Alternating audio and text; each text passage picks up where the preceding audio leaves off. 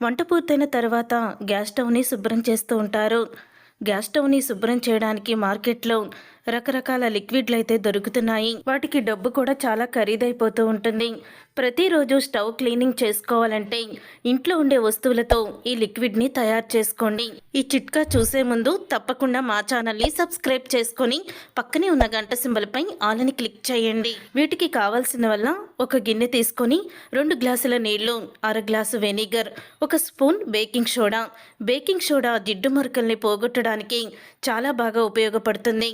సువాసన కోసం దాంట్లో కంఫర్ట్ అన్నా లేకపోతే ఏదైనా షాంపూ కూడా వేసుకోవచ్చు. వీటన్నిటినీ కూడా ఒక స్ప్రే డబ్బాలో వేసుకోండి.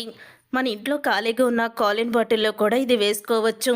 ప్రతిరోజు వంట పూర్తయిన తర్వాత ఈ లిక్విడ్తో మీరు స్టవ్ని తుడిస్తే మీ స్టవ్ ఎప్పుడూ కూడా కొత్త దానిలా మెరిసిపోతుంది. ఇలాంటి అద్భుతమైన టిప్స్ కోసం తప్పకుండా మా ఛానల్ని సబ్స్క్రైబ్ చేసుకొని పక్కనే ఉన్న గంట సింబల్పై ఆల్ అని క్లిక్ చేయండి.